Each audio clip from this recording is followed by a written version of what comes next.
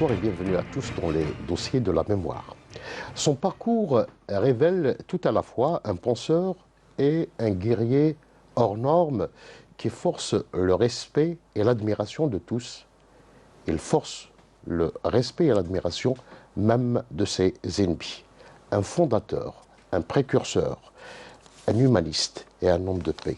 Ce sont là quelques qualités qui l'ont honoré hier et qui le consacrent aujourd'hui. C'est pourquoi l'émir Abdelkader survivra ad vitam aeternam dans la pensée des Algériens, dans le respect des peuples, de tous les peuples, comme l'a si bien écrit Kamel Bouchama dans son livre L'émir Abdelkader et les siens, l'ultime étape au Levant. Monsieur Kamel Bouchama, bonsoir. Bonsoir. Bienvenue dans les dossiers de la mémoire. Merci. Nous avons déjà consacré 2 émissions à l'émir Abdelkader. La première, elle portait sur sa résistance. La deuxième, oui, sur l'exil. Aujourd'hui, nous allons essayer de revenir sur l'héritage de l'émir Abdelkader. L'héritage sur le plan culturel, sur le plan historique, sur le plan économique, sur tous les plans de la vie. Nous avons terminé la dernière émission sur l'émir sur son retour en Algérie. Oui, est-ce que vous pouvez revenir sur la portée, le retour de l'émir en 1966 en Algérie? Absolument, oui, merci. Merci de m'avoir invité pour cette émission. Vous avez débuté en disant que l'émir a laissé un grand héritage. Effectivement, l'émir a laissé un grand héritage, et cela à cause d'une vie très florissante qu'il a eue, tant dans sa première vie en Algérie et ensuite dans sa déportation, que dans sa deuxième vie quand il a vécu au pays du Levant. Donc je disais une vie très mouvementée, très florissante, et nécessairement qu'il a laissé un bel héritage. C'est vrai, oui, il est revenu dans son pays le 6 juillet 1966, 83 ans après sa mort. Il est mort en 1883 à Damas. Il a été enterré auprès de son maître spirituel, Mouhidine ibn Arabi. Évidemment, là aussi, il y a beaucoup de gens qui ont beaucoup parlé, disant pourquoi cet émir qui était bien là où il était, à côté de son maître spirituel, pourquoi l'a-t-on dérangé? Ils ont utilisé ce terme. Pourquoi l'a-t-on dérangé? Et on l'a rapatrié à Alger. On a exhumé son corps et puis on est venu pour l'enterrer une autre fois à Alger. Ben, vous savez, là vous me donnez l'occasion pour m'expliquer, parce qu'il y a trop de zones d'ombre en ce qui concerne l'émir Abdelkader. Et quand il y a cette ombre, évidemment on spécule, on dit du n'importe quoi.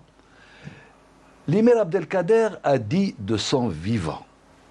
Et moi j'ai eu cette information de la part de ses petits-enfants, de la part de sa famille. Et dans sa famille, il y a eu des érudits, de grands érudits, notamment la regrettée princesse Amel, la princesse Badia aussi, qui est encore en vie, les autres enfants de l'émir Abdelkader, qui m'ont affirmé que l'émir a dit ceci: je reviendrai à mon pays, brandissant le sabre, c'est-à-dire le moyen de la lutte, pour lutter encore, ou bien dans un cercueil. Le destin a voulu à ce qu'il revienne dans un cercueil. Et cela c'est pour ça que l'État algérien, pendant ce temps-là, en ce moment, juste après le 19 juin, en 1966, le président et le Conseil de la Révolution... C'est-à-dire, à l'époque, le président Boumedienne n'a fait qu'exaucer un vieux vœu de l'émir Abdelkader. Bien sûr, parce que ces informations ne sont pas restées à Damas. ces informations venaient à Alger. Il y a eu des allées-venues, il y a eu des délégations qui partaient, qui revenaient. Et ensuite, même avec les Syriens, il avait que 30 ans.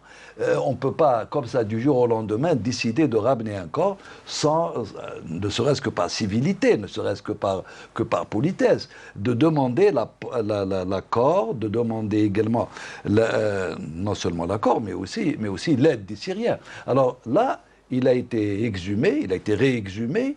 Et laissez-moi vous dire quelque chose. Laissez-moi vous dire quelque chose parce que une fois j'avais assisté à un colloque international au cercle militaire de Beni Msous. Puis il y avait des gens qui parlaient. Il y avait des gens qui parlaient, et notamment des sommités en histoire. Ce qui m'a déplu, c'est parce que quelqu'un parmi eux a dit « Ouais, mais qu'est-ce qu'on a rapporté? On a rapporté peut-être des pierres dans son cercueil. » Et alors moi qui suis au fait de la question, le mufti de la République de Syrie est descendu dans sa tombe avec son neveu qui vient de décéder il y a 2 ans. Oui, il est décédé il y a 2 ans. Il était jeune à ce moment-là. Et ils sont descendus dans la tombe, ils ont trouvé un corps entier. Je dis bien alors à ceux qui veulent m'écouter, au cours de cette émission, ils ont trouvé un corps entier, le squelette entier. C'est quand ils l'ont soulevé qu'il a commencé à craqueler un peu comme ça, mais en tout cas, le corps de l'émir est revenu entier dans son pays. Ce qui a fait dire au neveu de l'émir, au petit-fils de l'émir, il m'a dit que le mufti de Damas, le mufti de la République, s'est évanoui. Moi j'ai pris cette information. Puis j'ai essayé de voir, est-ce que le mufti qui était à Damas, pendant que j'étais là-bas en poste, c'était bien lui. Vous étiez ambassadeur oui, effectivement, à Damas. Oui, j'étais ambassadeur. Effectivement, c'était bien lui. Lui, il débutait, il avait à peine 3 ans ou 4 ans qu'il a été nommé mufti de la République. Puis j'ai été le voir, il m'a dit, oui mon fils, c'est moi. Et quand j'ai vu ce que j'ai vu, je me suis évanoui parce que c'est un signe de saint homme. C'est un signe de saint homme. قال لي هكذا en arabe, هذه علامة أو كرامة من كرامات أولياء الله الصالحين. D'ailleurs, vous l'avez écrit dans votre livre. L'émir doit moi, je n'ai fait que rapporter, ce que j'ai entendu, ce que j'ai constaté. Et donc, ça a été un signe de sainteté de ce monsieur.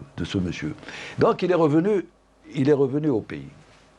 Et l'on démontre que les foules de toute l'Algérie qui se sont déplacées à Alger pour assister à ces grandes funérailles.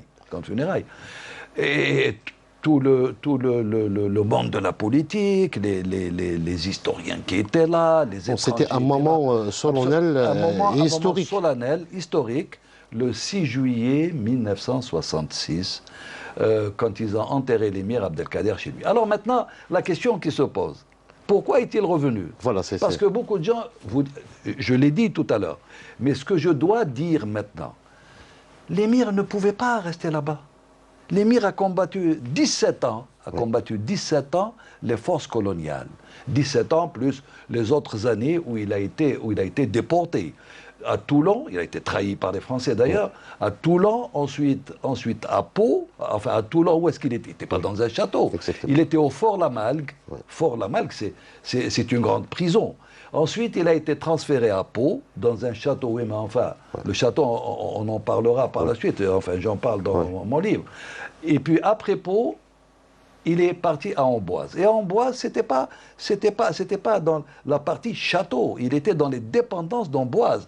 On démontre que le nombre de décès... Avant d'évoquer ce passage par Amboise, j'aimerais revenir avec vous, nous expliquer la fin de la résistance de l'émir Abdelkader. Absolument, je reviens. Qu'est-ce qui a fait que l'émir, à un certain moment, décide d'arrêter les combats, en 1847? Oui, donc laissez-moi encore dire une seule phrase. Pourquoi est-il revenu? Parce que c'était sa promesse au peuple, à son peuple de revenir. D'ailleurs, j'ouvre une parenthèse. Comment se fait-il un monsieur comme lui, un un saint homme comme lui, un érudit, un combattant, a-t-il décliné si vraiment il était l'ami de la France, comme on le dit, Oui. il a décliné l'offre de la France, le faisant roi, le roi de tous les Arabes. Il a dit non. Il a dit non. Les Syriens également lui ont proposé cela. Il a décliné, mais alors d'une autre manière pour les Syriens, en leur disant, écoutez, ça ne va pas, je ne peux pas être roi ici, valable en tant que roi, alors que je ne suis pas valable dans mon pays. Ouais. Que diraient les Algériens? Mais parce qu'il avait l'intention de revenir chez lui. Il avait l'intention de revenir chez lui, malgré les soi-disant traités qui ont été signés entre lui et les Français. Les Français ont trahi les traités qui ont été signés avec l'émir Abdelkader. Oui, a commencé par le traité quand il a été le premier déporté. traité avec des Michel, il a été déjà les premiers. Absolument. Oui. Et ça, vous savez, là, je tourne la page de ces histoires de traités et de je ne sais quoi. J'en parle pas parce que je laisse cette partie aux J'aimerais qu'on revienne sur nous expliquer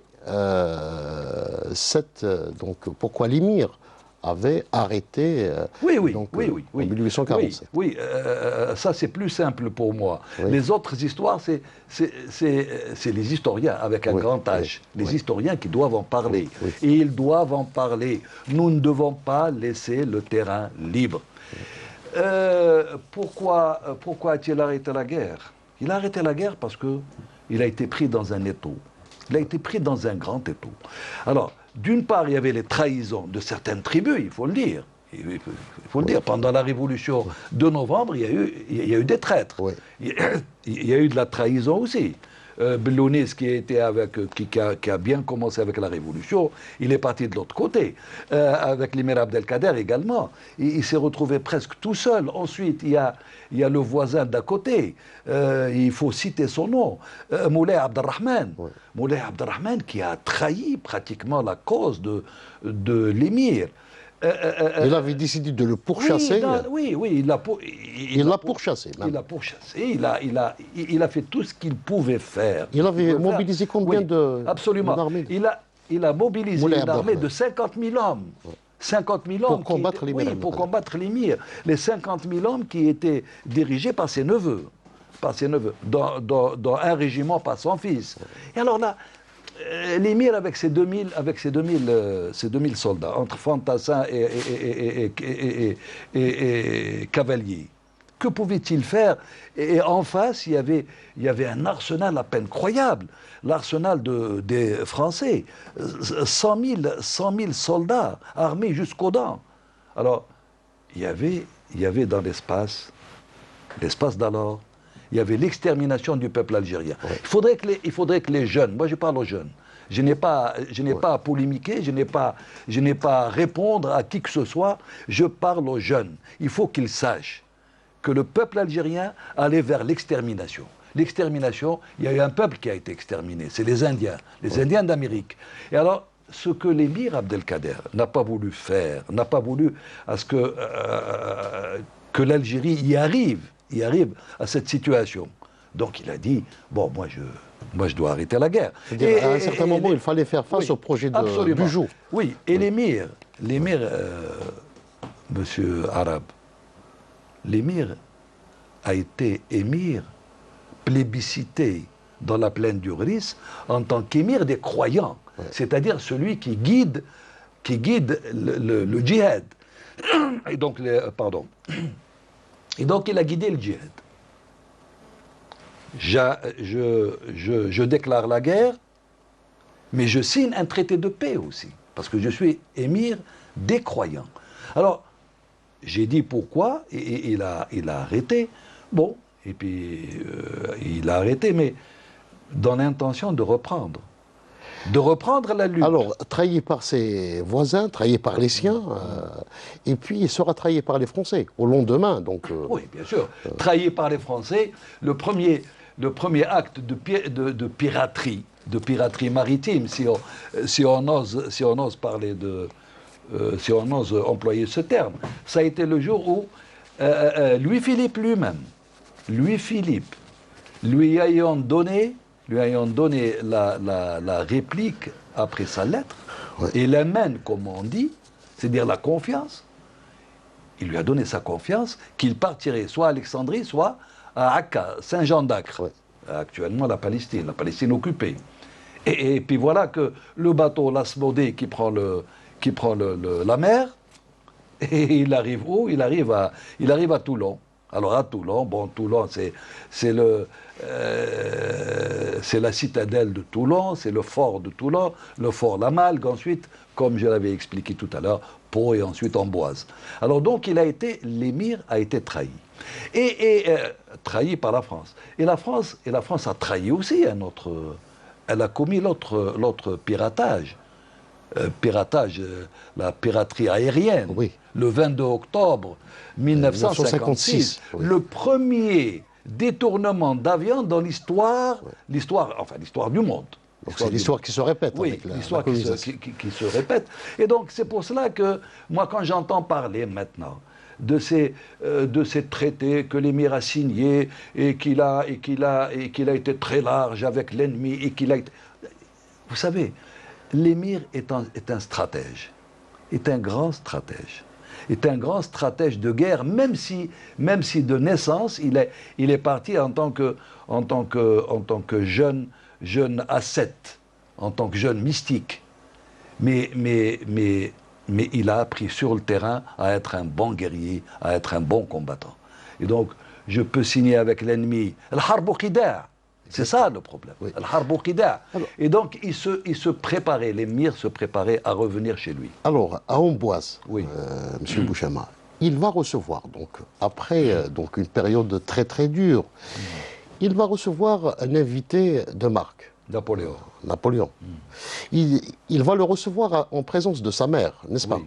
Alors, Oui. est-ce que vous pouvez nous revenir? Parce que il y a on a configuré, si vous voulez, cette rencontre entre l'émir et Napoléon à travers différents tableaux.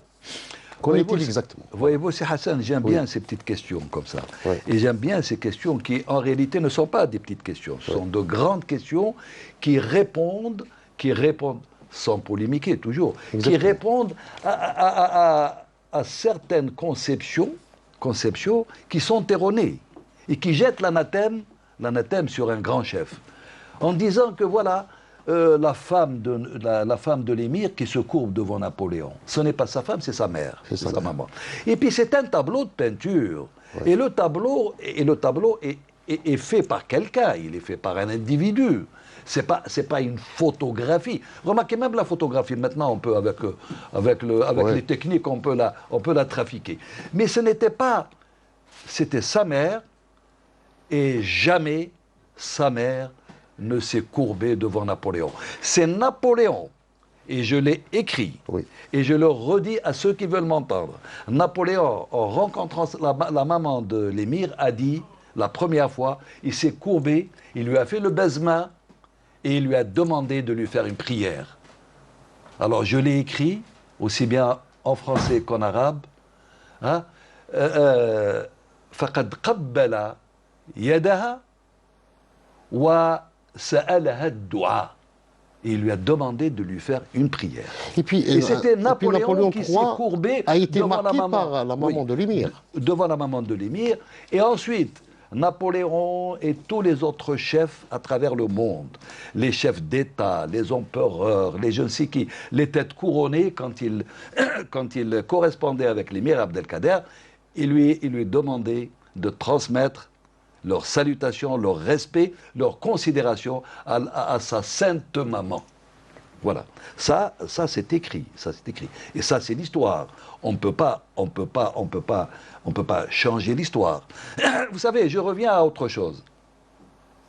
Ce tableau de peinture qu'il y a en France et qui montre la maman de l'émir arc-boutée comme ça devant Napoléon. Moi, ça me rappelle quoi? Ça me rappelle le Dey Hussein. Ouais. Le Dey Hussein qui avec son éventail, donne 2 coups ou 3 coups d'éventail au représentant de l'État français, le consul Deval. Eh bien, je vais vous raconter. L'éventail, c'est moi qui l'ai ramené de Damas. Oui. L'éventail est là à Alger, je l'ai ramené à Damas. Mais ce n'est pas un éventail. C'est un chasse-mouche. C'est une symbolique. L'éventail n'est qu'un chasse-mouche. D'ailleurs, Deval, dans son rapport au roi Louis-Philippe, il lui dit le Dey énervé le Dey, excité, s'est levé et m'a donné 2 coups de son sache-mouche, chasse-mouche, j'y arrive, et qui était dans sa main. Le Dey Hussein, en faisant son rapport à la sublime porte, il dit la même chose. Il a été tellement incorrect, tellement mauvais comme représentant d'un État, que je me suis levé et je lui ai donné 2 coups de mon chasse-mouche qui était dans mon auguste main. Ça, c'est le Dey Hussein dans son rapport. Et ça existe, les rapports sont là. Les rapports sont là, ils sont dans les archives en France. Que j'ai lu d'ailleurs dans des livres. D'ailleurs, la petite fille de Deval m'a contacté par le biais d'un journal, par le biais de l'Expression, parce que j'avais écrit, moi quand j'ai ramené, j'ai écrit comment j'ai ramené l'éventail.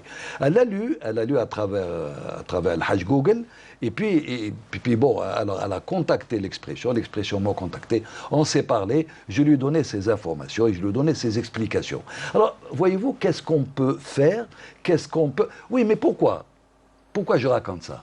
Je raconte ça pour dire que les Français ont anobli le geste. Parce que leur consul général, leur consul représentant du roi, giflé comme ça par un chasse-mouche, c'est-à-dire, moi le Dey, je lui dis, tu n'es qu'une mouche.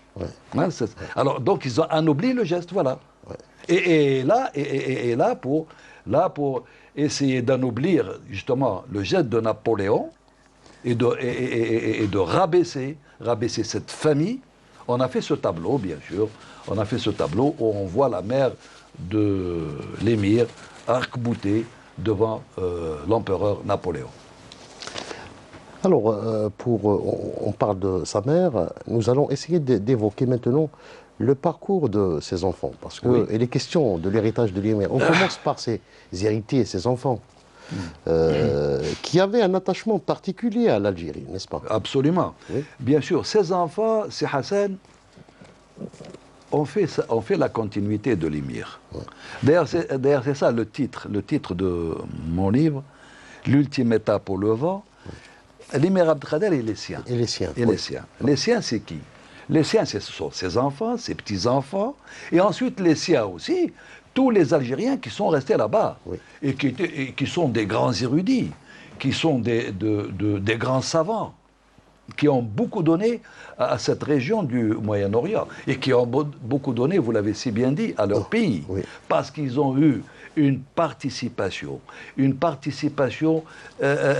assez importante pendant la lutte de libération nationale. Et là, je donne tout ça comme d'ailleurs leur participation à la guerre de Palestine, hein, à la révolution palestinienne. Alors, pour rester dans ce cadre-là, je ne vais pas tous les citer, c'est Hassan parce qu'ils sont nombreux. Je vais en citer les plus importants. D'abord, je vais citer Mouhyiddin. J'ai entendu dire dernièrement que l'émir Bachara Mokrani a demandé à l'émir de rentrer dans la bataille et que l'émir a refusé.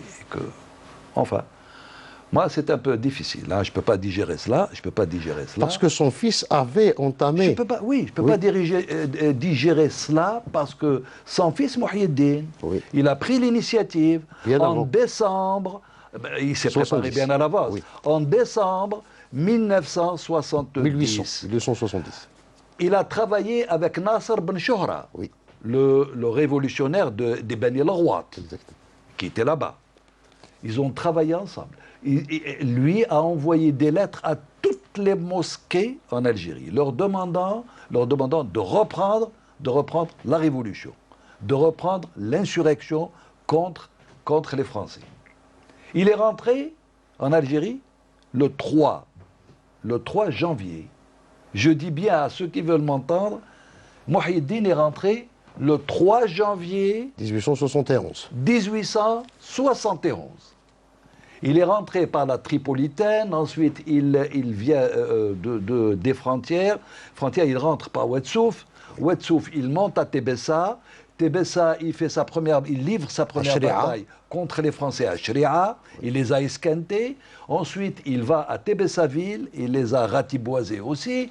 Et ensuite, il descend à Miskena. C'est tout près. À Miskena, il fait également, il fait un tabac. Il fait un tabac, comme on dit. Napoléon, bien sûr, il appelle son père, il lui envoie un émissaire, une estafette, voilà ce qui se passe, le traité, et ainsi de suite. Et, bon. Son père lui a demandé de rentrer. Et alors là, certaines plumes malsaines et certaines consciences non bonnes. On dit voilà, c'est la traîtrise, c'est l'émir qui continue dans sa traîtrise. Non, l'émir a dit que c'est un travail fractionnel et qu'il fallait se préparer convenablement, toucher l'ensemble des tribus en Algérie. Il avait misé beaucoup plus sur les zawayas, sur les zawayas, parce que c'était les seuls organismes qui étaient organisés pendant ce temps-là. Il est rentré, il lui a dit « Attention mon fils, ne te fais pas prendre ». Parce que son fils avait des secrets, véhiculait les secrets, donc il avait peur que son fils, pendant son arrestation, dise le plan, donne le plan de l'émir Abdelkader. Voilà le véritable problème. En tout cas, il rentre, et l'émir lui dit « On se prépare ». On se prépare parce que l'émir se préparait bien avant, en 1860, quand il a défendu les chrétiens, avec des milliers, avec quelques milliers d'Algériens. Avec des milliers d'Algériens. Donc voilà. Et ces Algériens qui étaient là-bas et qui étaient dans l'armée arabe syrienne, ils étaient prêts à intervenir. Alors donc le fils de l'émir, Mouhyiddin, a bel et bien, c'était en janvier, le Bachar Abou Alem, qui en réalité c'est beaucoup plus Cheikh al-Haddad, parce que Cheikh al-Haddad c'était lui le responsable, d'une grande confrérie, la confrérie Rahmaniya, qui a incité al-Mokrani à rentrer avec lui. Voilà.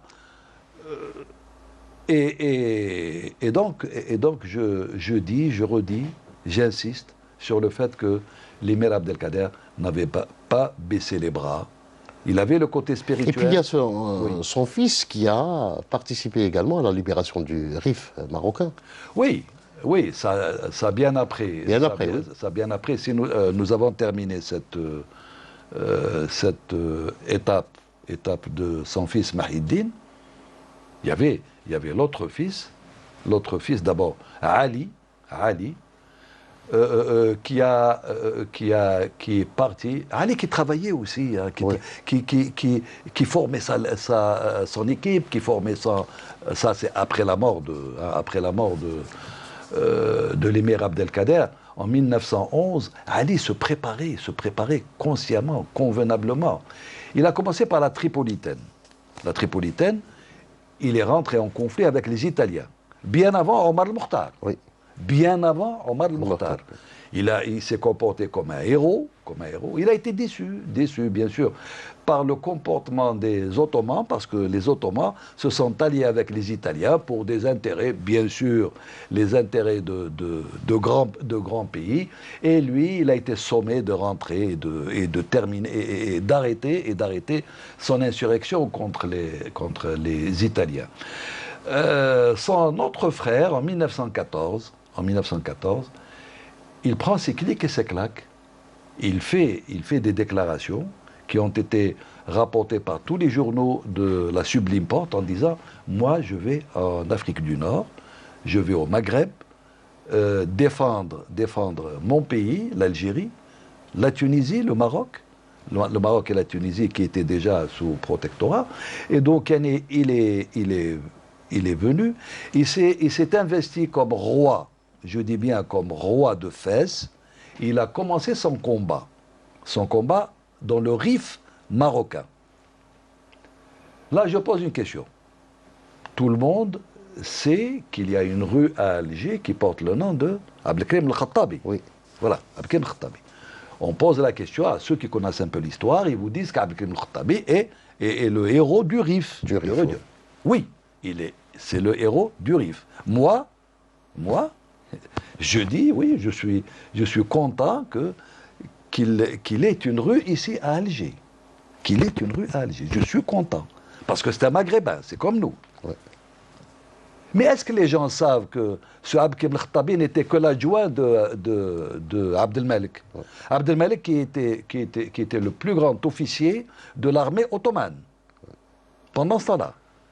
Il n'était que l'adjoint de Abdelmalek.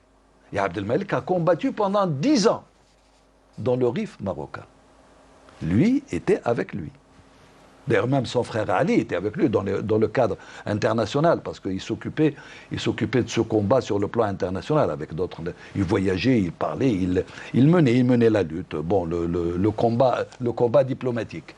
Et donc, ce Abdelmalek est tombé en héros, les armes à la main, à côté de Tétouan, en 1924, après 10 ans de combat, et il est enterré aujourd'hui dans une zawiya, Zawiyat al-Zakzak, on l'appelle comme ça, Zawiyat al-Zakzak, à côté de Tétouan. Et de là, Abdelkrim el-Khattabi a pris le relève. Il a combattu pendant 2 ans, il a été fait prisonnier par les Français, il a été déporté à l'île de la Réunion. Voilà le problème. Voilà le problème. Et encore une fois, je suis content qu'il ait une rue ici. Mais en tout cas, notre histoire aurait dû penser un peu à Abdelmalek. Abdelmalek. Hado deux, non, 3. Donc Mouhyiddin, Ali, Abdelmalek, et il y a notre neveu, le petit-fils Saïd. Saïd qui a été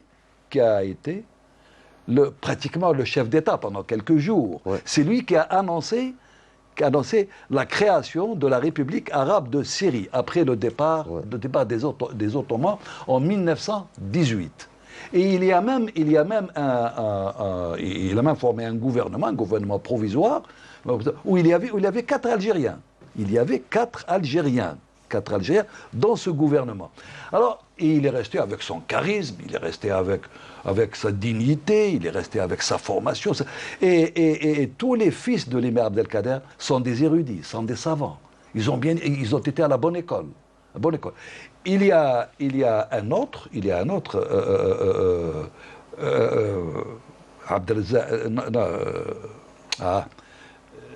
ne me rappelle plus de son nom, mais en tout cas, Azdin, je m'excuse. Azdin, étudiant en médecine, il allait terminer sa médecine, il fait sa lutte contre les Français en plein Damas. Quand il a été tué en pleine bataille. Et voilà, je l'ai mis dans mon livre. Chaque fois qu'il tirait une cartouche, il criait Tahya al-Jazair, Tahya Souria, Allahu Akbar. Tahya al-Jazair, Tahya Souria, Allahu Akbar. Ces enfants, vous m'avez posé la question tout à l'heure, ils avaient toujours cet amour du pays. Et ils avaient cette projection de revenir dans leur pays. Alors, pour revenir maintenant à la personnalité de l'émir, marquée par cette unanimité concernant le fait qu'il soit un grand humaniste qui a servi toutes les causes. Et l'une des causes, c'était de défendre les chrétiens en 1860. Absolument. Laissez-moi, j'ai sauté sur quelque chose. Oui. Les enfants de l'émir et les petits-enfants de l'émir ont eu une participation, je l'ai dit, mais maintenant je vais le redire, ont eu une participation éloquente, élogieuse, très forte très présente, je dis bien très présente, pendant la lutte de libération nationale.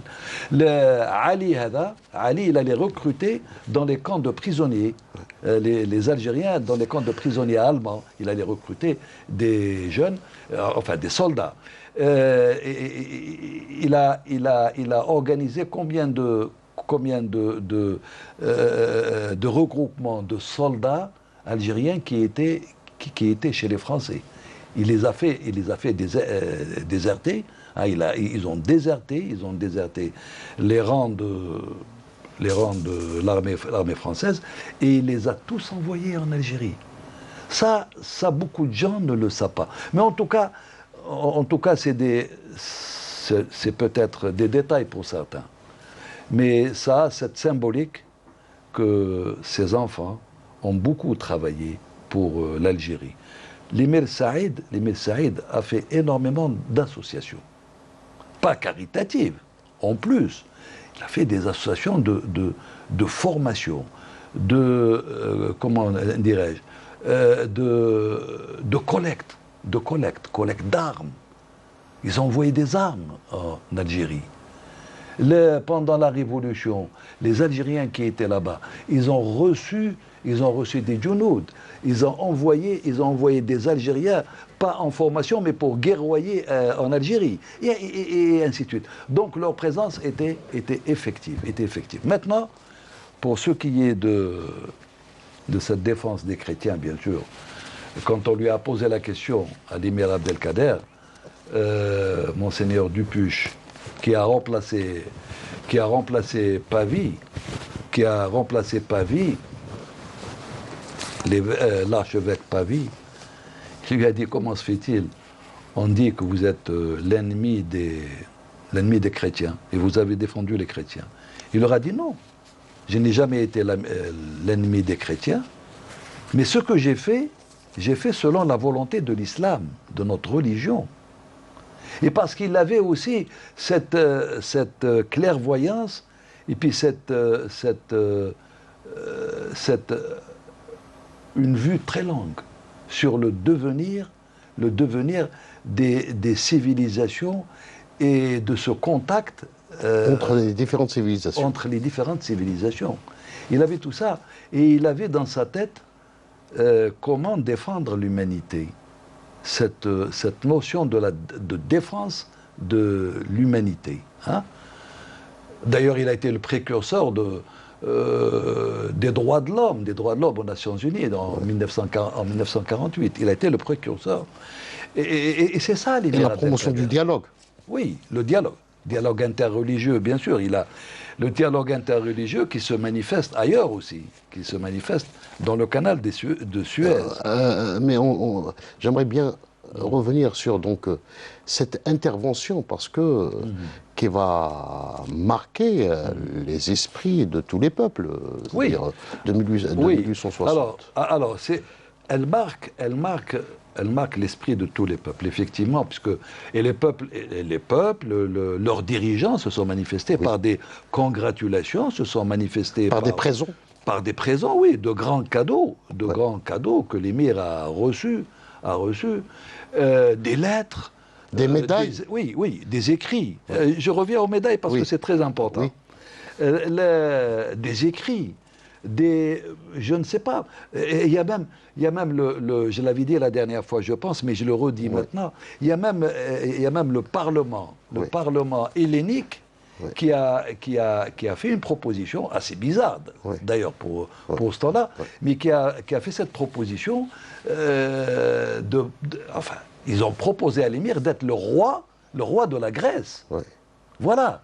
Alors, pour vous dire que ça a marqué le monde entier. Et puis les soldats qui étaient avec lui, des Algériens qui étaient avec lui, ils ont combattu à ses côtés, ils ont combattu avec beaucoup de détermination. Parce qu'eux-mêmes ils étaient déterminés qu'il fallait sauver des vies humaines. Voilà. Les médailles, pour ne pas trop nous appesantir, les médailles. Alors, et ça, je l'ai entendu il y a longtemps, il y a très longtemps. Quelqu'un qui m'a abordé il y a 4 ou 5 ans, il me dit, mais toi qui défends l'émir Abdelkader, l'émir Abdelkader, il a eu la Légion d'honneur de la France. Donc c'est un harki, c'est un traître. Voilà, tout simplement, un raccourci. Mais alors, je ne vous dis pas. Bon, mais ça, c'était un monsieur, c'était un petit homme, c'était pas un jeune instruit, c'était pas. Je ne me suis pas tellement imposanté avec lui. Je lui dis, non, bah écoute, tu te trompes, c'est pas, la réalité n'est pas là. Mais quand c'est dit par des grands, je suis obligé de dire, vous qui avez dit qu'il a eu cette médaille de la France, qui dénote et qui parle de cette... Oui, qui raconte cette traîtrise de l'émir. La France n'a pas donné une Légion d'honneur. La France a donné la cravate de Napoléon et le cordon de Napoléon, dont j'ai eu l'insigne honneur de rapporter chez nous en Algérie. Le 3 décembre 2002, je pense, oui. Enfin, si mes souvenirs sont bons, mais en tout cas, j'ai mes archives. Je les ai ramenés à qui de droit? Au chef de l'État d'alors. Elles sont là, en Algérie. Et je les ai trimballées avec énormément d'effets de l'émir Abdelkader. Nous avons soutiré des soutes, de la soute d'avions, 3 camions de matériel de l'émir, y compris ses effets, y compris ses documents, ses manuscrits, qui sont tous, la plupart sont actuellement exposés au musée de l'armée, à Maqam Shahid. Et puis les gens peuvent les voir. Une année après, comme je le disais, j'ai ramené le fameux éventail qui n'est qu'un chasse-mouche. Voilà. Donc toutes ces médailles, ce n'est pas des médailles françaises? Non, ce n'est pas des médailles. Écoutez, la Russie a donné sa médaille. L'Angleterre a donné sa médaille. L'Inde a donné sa médaille. L'Inde a donné la médaille. La Grèce a donné sa médaille. Plus un sabre serti de rubis et de diamants.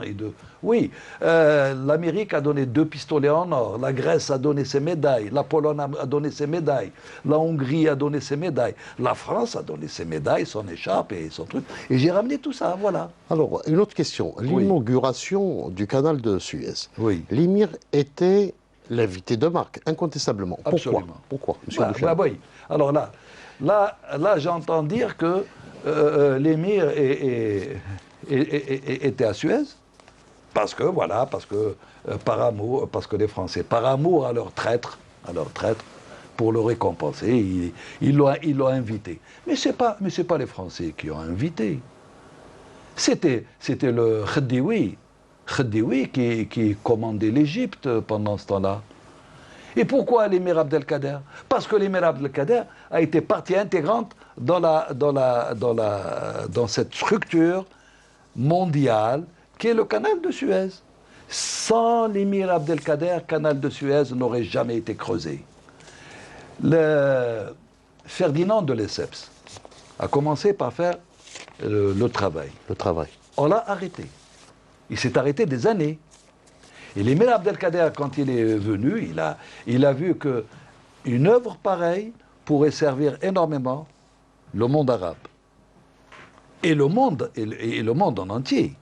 Parce que c'était un isme, il fallait enlever cet isme que la nature a créé et pour permettre cet échange de civilisation, pour permettre cet échange interreligieux, pour permettre quoi encore?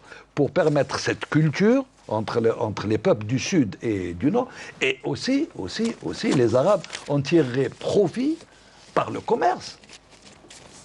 Quand les bateaux font tout le détour jusqu'au canal, jusqu'en Afrique du Sud, et puis ça remonte l'océan. Alors là c'était une route très facile, hein, une œuvre qui a facilité énormément de rapports entre le monde, entre les différents peuples du monde entier.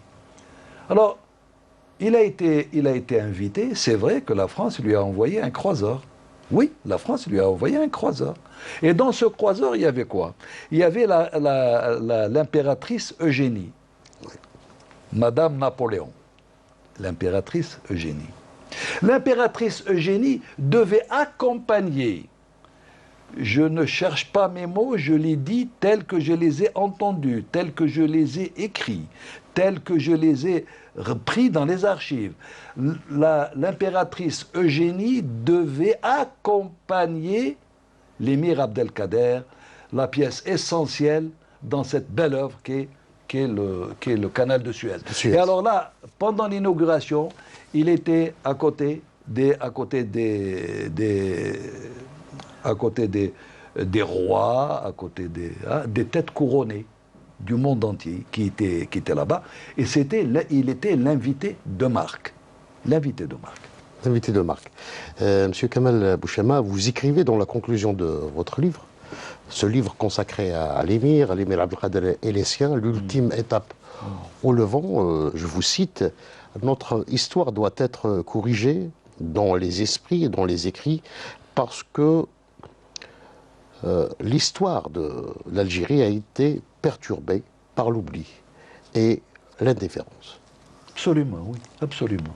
Absolument. Moi, je ne fais que ça. Je ne fais que ça depuis que j'ai quitté le travail politique. Enfin, quoique je fais un peu de politique, bien sûr. Oui. Mais parce que la politique, on ne peut pas s'en détacher comme ça. C'est une maladie qui est ancrée. Mais depuis que j'ai quitté, si vous voulez, les responsabilités, je me suis consacré à ce travail de mémoire. Oui, à ce travail de mémoire que j'ai commencé il y a bien longtemps. Oui, oui. Je n'ai pas fait contre mauvaise fortune bon cœur. C'est-à-dire que lorsque je suis bon chômeur de luxe, j'écris. Non, j'ai écrit depuis longtemps.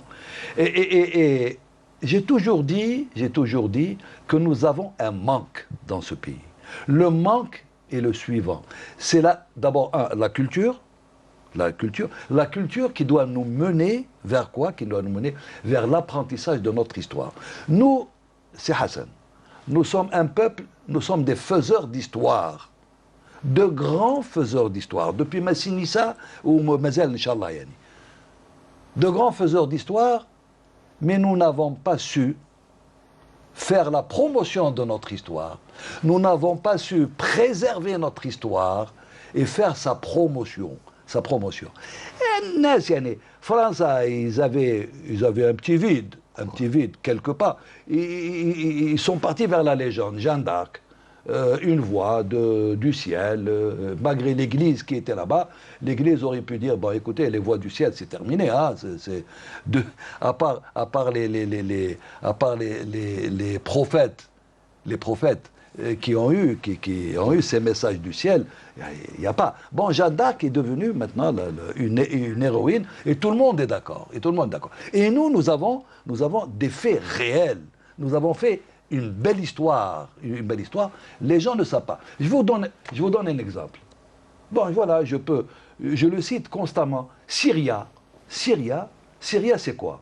Vous dites aux bons fumeurs, ils vous disent, non, mais on avait un beau paquet de cigarettes, Syria, c'était des blondes. Alors, Syria, c'est une reine, c'est une dynastie de reines.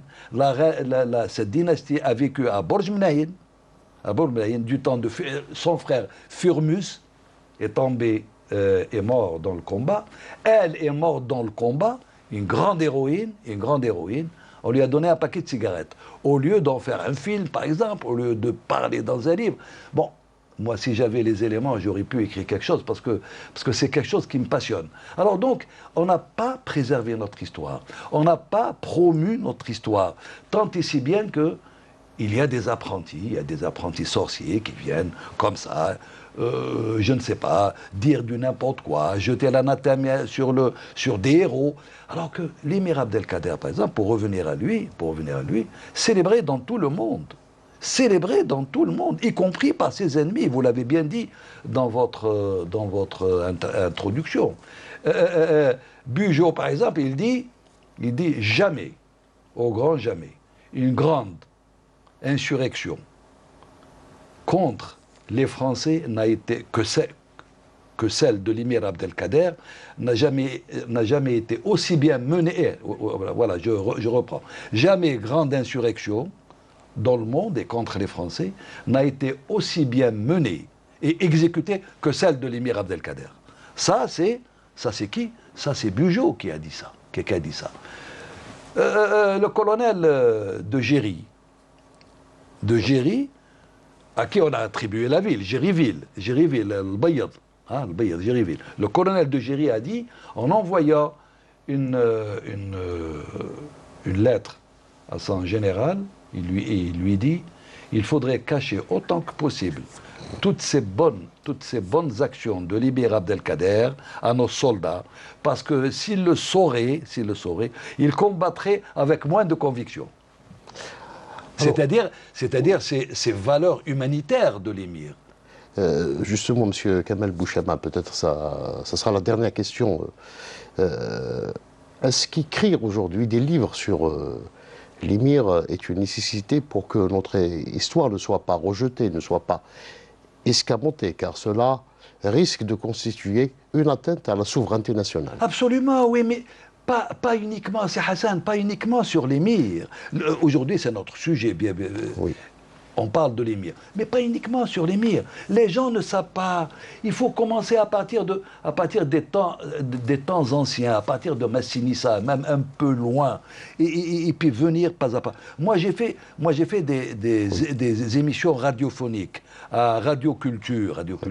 J'ai pris cet aspect de Massinissa jusqu'à novembre. C'est une série d'émissions qui se sont terminées. Maintenant, je termine d'ici 2 semaines une autre émission qui est sur les savants, les érudits de ce pays, parce qu'il faut dire que ce pays a donné énormément d'érudits, et a donné énormément de savants. Les Français ont dit que nous étions un peuple sans mémoire, un peuple sans mémoire et sans ambition, et sans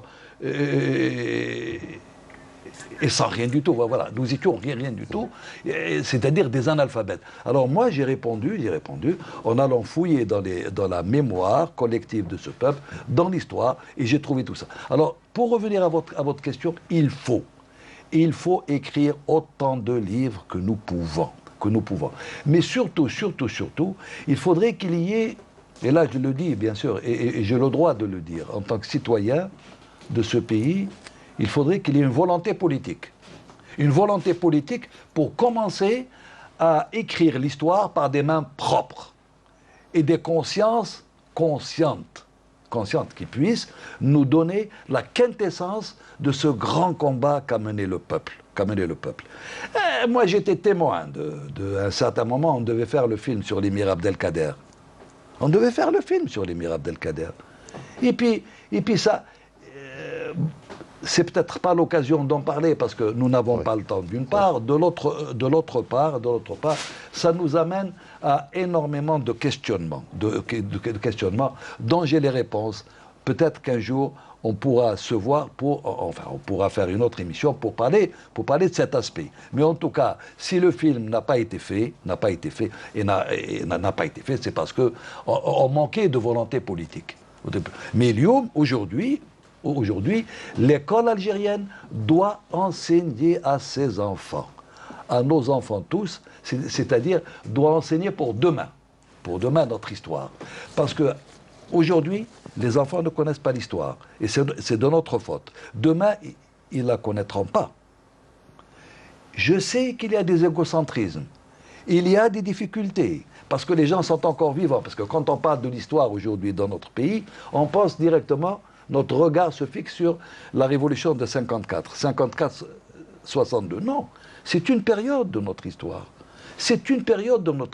Il y a eu des hauts et des bas, c'est vrai, mais c'est une période de notre histoire qui a donné la valeur, qui a donné la détermination, qui a redonné la souveraineté à ce peuple, un peuple héroïque. Et il faudrait perpétuer son héroïsme à travers l'histoire. Ce sera là le mot de la fin, Monsieur Kamal Bouchama. Je tiens à vous remercier vivement d'avoir répondu à toutes nos questions et d'avoir accepté notre invitation. Merci beaucoup. C'est moi qui vous remercie. C'est-à-dire que moi, vous savez, dans ces émissions, j'en sors toujours un peu frustré parce que j'ai pas eu l'occasion de tout dire, parce qu'il y a beaucoup de choses à dire, beaucoup de choses à dire. Mais enfin, alhamdoulilah, ce que nous avons dit pourrait servir, quelques éclaircissements, ça pourrait servir. Voilà, encore une fois, merci. Je tiens à remercier également toutes celles et tous ceux qui m'ont aidé à préparer cette émission. Je vous remercie de nous avoir suivis. Merci et à bientôt.